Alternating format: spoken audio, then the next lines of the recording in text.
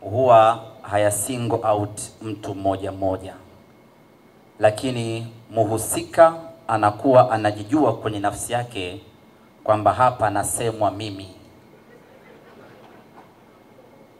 Kwa hiyo kwenye hili swala la kushobokea wageni, anayesemwa hapa anajijua moja kwa moja.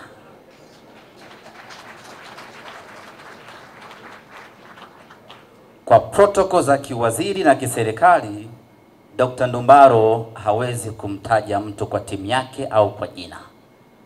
Lakini kwa sisi tusiokuwa na itifaki, tunasema wazi kwamba Simba Sports Club hatuna tabia za kishamba za kwenda kupokea wageni airport. Under so circumstances, wenye tabia hiyo wanajijua. Tusiwataje, huo ni mkutano adhimu, lakini wanajifahamu.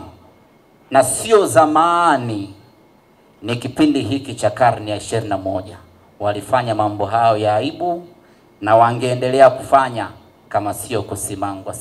Kwa hiyo Mheshimiwa Waziri, sisi hilo halituhusu la kupokea wageni.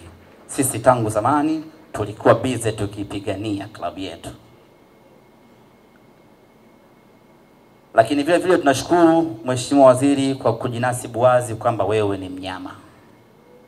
Wapo wengi ni wanyama, lakini kusema hivi mbele za watu wamekuwa wanaona tabu. Wengi wanakuwa wanasingizia mimi nipo katikati, au anatafuta timu yake ya mkoani anajisingizia mimi nipo Kitintale FC. Kama ni Simba, you just stand and proud kwamba wewe ni Simba, kwa sababu wengine wanafanya hivyo na wanakwenda zaidi ya kufanya hivyo. Kwa hiyo kama wewe ni Simba, na sisi tunakujua wewe ni Simba kwa sababu uongozi ulikukuta wewe tayari ukiwa ni Simba, simama na Simba yako. Nikumbushe kidogo kuhusiana na ada ya Simba Executive, kwa sababu kuna wengine nadhani wamekuta matangazo yameshapita, kwa hiyo hawajasikia kuhusiana na ada. Ada ni shilingi 1,500,000 kwa mwaka, ambayo unaiweza kuilipa kwa awamu 3. 5 laki, 500,000, 500,000, unamaliza ada yako ya mwaka ya shilingi 1,150,000. Na fedha ambayo utachanga itakupeleka moja kwa moja kuwa Simba Executive Member, na maokoto yako yanakwenda kufanya uendelezaji wa miundombinu katika uwanja wetu wa Bunju.